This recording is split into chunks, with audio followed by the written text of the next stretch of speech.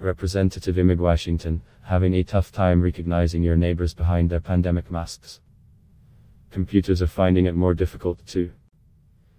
A preliminary study published by a US agency on Monday found that even the best commercial facial recognition systems have error rates as high as 50% when trying to identify masked faces. The mask problem is why Apple earlier this year made it easier for iPhone owners to unlock their phones without Face ID. It could also be thwarting attempts by authorities to identify individual people at Black Lives Matter protests and other gatherings. The National Institute of Standards and Technology says it is launching an investigation to better understand how facial recognition performs on covered faces.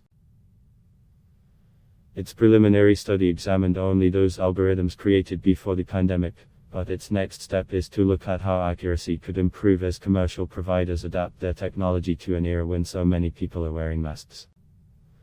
Some companies, including those that work with law enforcement, have tried to tailor their face scanning algorithms to focus on people's eyes and eyebrows. NIST, which is a part of the Commerce Department, is working with the US Customs and Border Protection and the Department of Homeland Security's Science Office to study the problem. It tested the software by drawing digital masks onto the faces in a trove of border crossing photographs, and then compared those photos against another database of unmasked people seeking visas and other immigration benefits. The agency says it scanned 6.2 million images of about 1 million people using 89 algorithms supplied by tech firms and academic labs.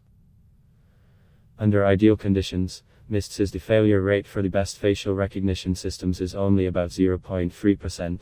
The research has found significant disparities across race, gender and age.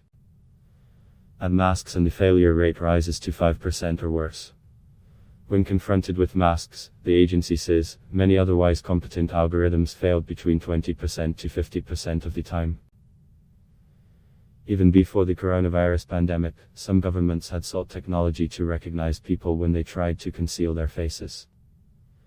Face masks had become a hallmark of protesters in Hong Kong, even at peaceful marches, to protect against tear gas and amid fears of retribution if they were publicly identified.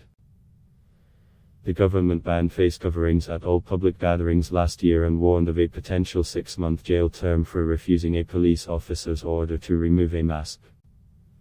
Privacy activists, in turn, have looked for creative ways to camouflage themselves. In London, artists opposed to high-tech surveillance have painted their faces with geometric shapes in a way that's designed to scramble face detection systems. Then came the coronavirus outbreak, when health experts around the world began strongly encouraging everyone to wear masks that cover the mouth and nose. The results are mostly unsurprising. The more facial features that are covered, the harder it is to recognize the person beneath the mask.